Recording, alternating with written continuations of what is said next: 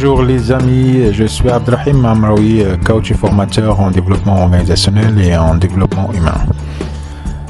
Ça fait maintenant plusieurs mois qu'on ne s'est pas parlé. Nous avons vu ensemble en matière de leadership et des clés de leadership, 5 clés importantes que j'ai eu le plaisir de partager avec vous pendant presque une année. C'était en quelque sorte voulu de le faire de cette façon pour permettre à toutes les personnes qui n'ont pas l'habitude de réfléchir en leader, d'agir en leader, de se comporter en leader, d'avoir le temps pour pratiquer, appliquer tous les outils, tous les exercices que je vous ai communiqués, que j'ai partagé avec vous pendant 5 séances. Aujourd'hui, je reviens vers vous pour rappeler ces 5 clés, bien sûr, de leadership, mais aussi pour ajouter 2 autres clés qui sont aussi importantes, mais qui sont complémentaires et qui résument en quelque sorte la synergie entre les 5 premières clés. Bon, comme vous savez, ces clés, elles constituent les caractéristiques à développer pour pouvoir développer un leadership gagnant. Bien sûr, ce sont des caractéristiques qu'on pourrait acquérir à travers l'entraînement, à travers les exercices, la pratique et surtout à travers la persévérance dans la durée. Je voudrais d'abord rappeler les 5 clés principales et après je reviendrai vers les 2 dernières clés qui sont complémentaires. Nous avons vu ensemble dans la première séance la clé de l'étincelle ou du désir ardent. C'était en quelque sorte une réponse à la question suivante: est-ce que ce que j'entreprends m'allume et m'enthousiasme? Il s'agit pour cette clé de décider ce que je veux vraiment dans la vie. C'est une question de revenir aussi, de se préparer aussi pour la deuxième clé qui est la mission de vie. Et la mission de vie, nous avons vu ensemble qu'il fait référence à nos rêves, d'accord, à mes rêves qui me permettent de partir à la rencontre de moi-même. C'est aussi une façon de donner du sens à ce que je veux chaque jour. Donner du sens à la vie est quelque chose de très important parce que la vie est dépourvue de sens et c'est comme ça que chacun et chacune pourrait lui donner le sens qui va avec ses orientations et ses attentes et son désir ardent. Et la troisième clé que nous avons vue ensemble, qui fait référence à la maîtrise, et la maîtrise c'est aussi il s'agit du niveau d'expertise qu'il faudrait que j'augmente de façon continue. Il s'agit de chercher la progression dans ce que je sais faire et d'en faire un engagement par rapport à ce que je deviens. C'est très important, la question de d'abord choisir la progression et après s'engager dans cette progression pour arriver à ce que je veux devenir. C'est pas ce que je veux avoir, c'est ce que je veux être. Voilà, et ça c'est quelque chose qui est très très très important comme élément clé de leadership. Et la 4e clé que nous avons vue ensemble, c'était la confiance en soi. Et ça c'est une clé, j'ai insisté beaucoup sur cette clé pendant cette séance parce qu'il s'agit d'une clé cruciale, d'un élément très crucial d'un leadership gagnant. Parce que la confiance en soi fait référence à la capacité de s'écouter surtout à l'intérieur de soi-même, d'écouter, de parler, de communiquer avec soi, d'impulser sa propre énergie vers l'extérieur qui permet effectivement de passer à l'action.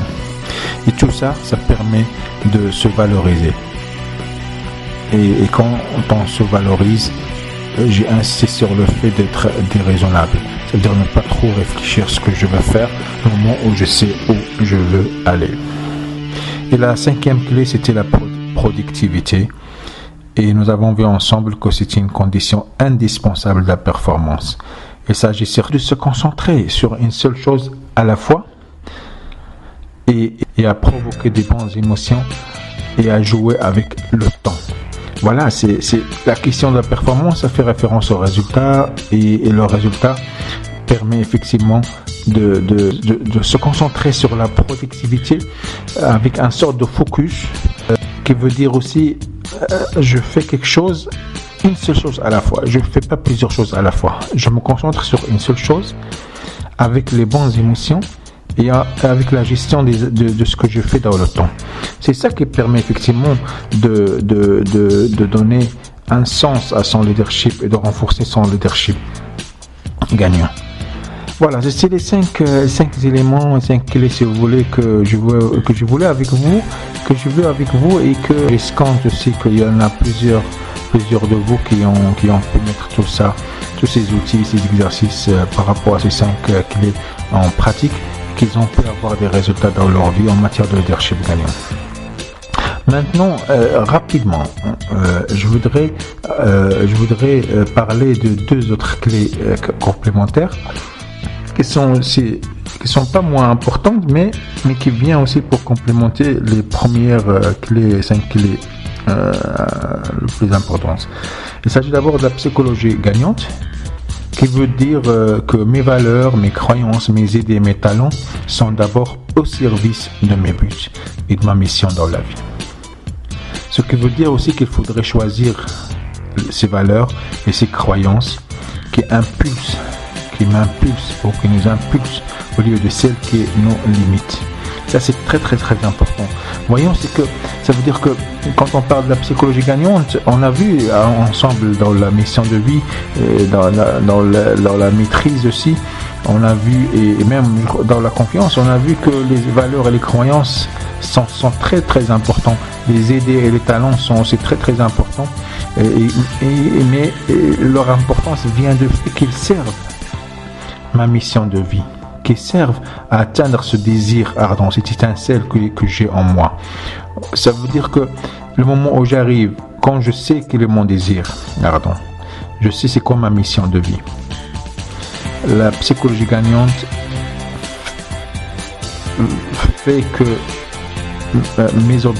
mon désir ardent et ma mission de vie sont renforcés par mes valeurs et mes croyances, par mes talents aussi. Ce qui permet effectivement à ce que ma mission de vie soit accomplie grâce à ces croyances, à ces valeurs. Et ça veut dire que au moment où je veux accomplir ma mission de vie, je sais que j'ai une psychologie gagnante, que tout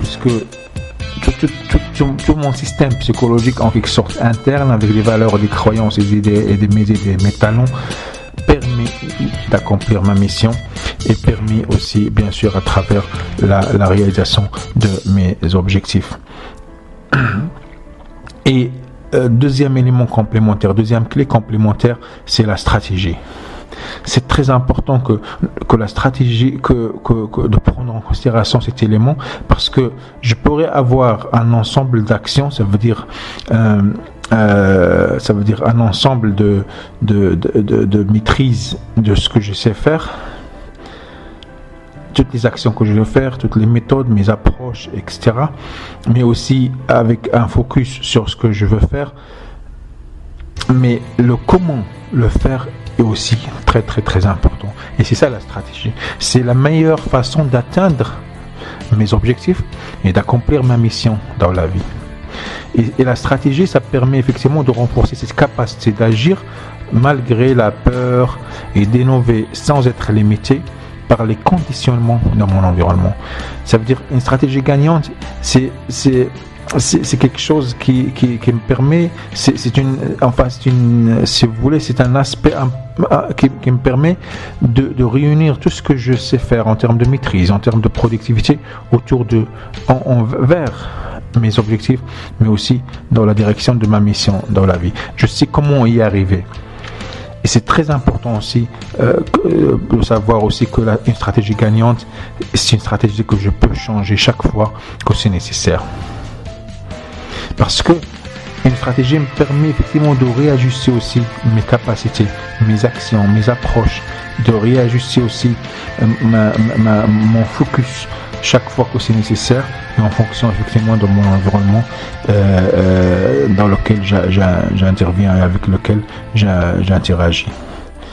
Et avec ça, je voudrais surtout insister sur le fait que si je change ma stratégie, je peux changer aussi mes résultats. Ça, c'est très important.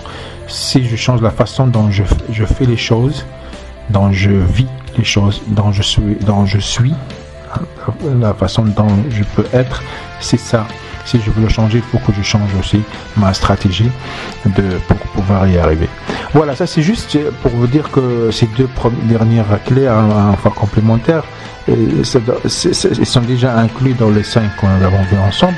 Mais je voulais aussi rappeler, parce que c'est important aussi de se baser aussi sur une psychologie gagnante interne et une stratégie de ce que je veux faire au niveau externe.